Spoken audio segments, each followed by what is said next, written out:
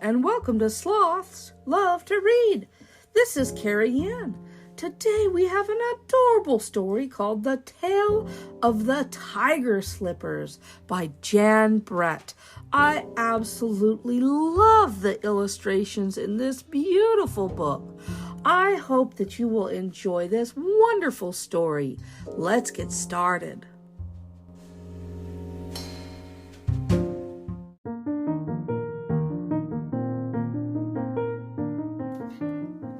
The Tale of the Tiger Slippers by Jan Brett. I live in a big house my father built, and I love to bound around the garden. My friends are always curious about one thing, though. Why is there a pair of raggedy slippers in that fancy fountain, they ask. This is the story my father tells them. When I was a cub, I lived with my mother under the roots of a banyan tree. We were very poor, and I helped as best I could. Mother saw how sharp thorns and stones hurt my foot pads when I worked, and she'd made me thick slippers. These slippers will protect and guide you, she said, and there is room to grow. I was looking down at my new slippers when I saw a streak of white in the stream bank. It was silky clay that could be easily molded into shapes. I made bricks from the clay and built my mother a pretty house. When others saw it, they asked, "Could you build me a pretty house from your bricks?" So I did. Years went by and the slippers seemed to guide my every step. I dug clay, made bricks, and built houses, towers, and bridges all over the land. Soon I had everything I could want, and I built a grand house for my future bride. On my wedding day, a great feast was planned, but as I went to greet my tiger bride, a crocodile poked his snout out of the stream. "Look at those raggedy slippers," he scoffed. "What kind of elegant bridegroom are you with those old slippers on your feet?" I looked down at my dependable slippers. They were dirty and worn from hard work. But at the croc's taunts, I slipped them off and let them float away down the stream. Faster and faster my slippers sailed in the current until they reached the village dam and stopped it up. The waters rose, flooding the banks until an elephant saw the problem. He unplugged the castaway slippers and brought them back to me.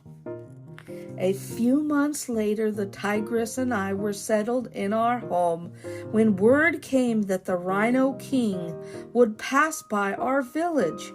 He needed a place to stay, so we readied our finest rooms. A stork, seeing the activity, fastened his beady eyes on my slippers. "Scandal!" he croaked. "The Rhino King will be insulted by his host wearing raggedy old slippers." I wanted to put my best foot forward for such a lofty guest, and he was about to arrive. I quickly removed my old slippers and tossed them over the wall.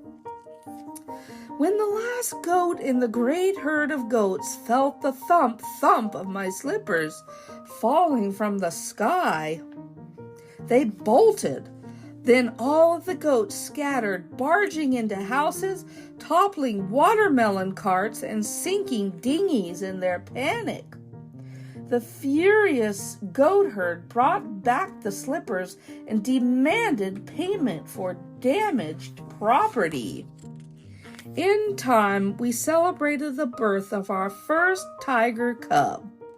Animals came from far and wide with best wishes for our new arrival. The mongoose wished him playfulness. The peacock wished for beauty. The rhino for strength and the elephant for wisdom. The monkey, though, added, I wish the baby's cub's father would never wear junky old slippers. The monkey had a good point. I tried again and again to lose those old slippers, but they always came back. Finally, I sent them by air to my old uncle who lived in a distant village. When my uncle saw the frayed old slippers, worn out by hard work and sewn by his sister, he wept with pride. He packed a few things and set off to see us. Uncle Ali arrived carrying a gift, and inside were the slippers.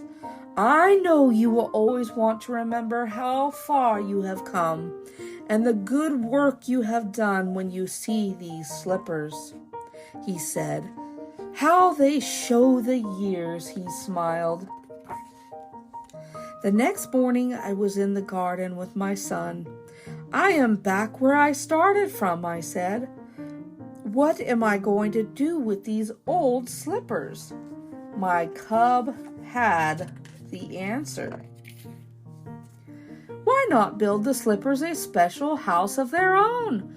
They can be seen and remembered for their place in your life, and you can wear magnificent new ones. So I did. From that day forward, I looked to the future, dreaming of new adventures, and once in a while I smile fondly at the raggedy old slippers. The end.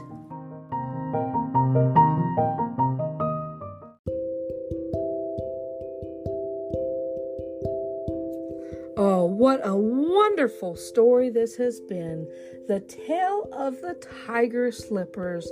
I love that the tiger worked so hard in those slippers, and that he never forgot how much hard work he had put in to become what he was. It's a wonderful story, and the meaning can mean if you work hard, you can have what you want and never forget where you came from. Never forget all the hard work that it takes to do something great in your life. Always work hard and never forget where you come from and the hard work that you've put in. Thank you for listening in today. The Tale of the Tiger Slippers by Jan Brett. You can find this book at Barnes & Noble or at Penguin Books or anywhere books are sold. Thank you for listening in. Bye-bye for now, everyone.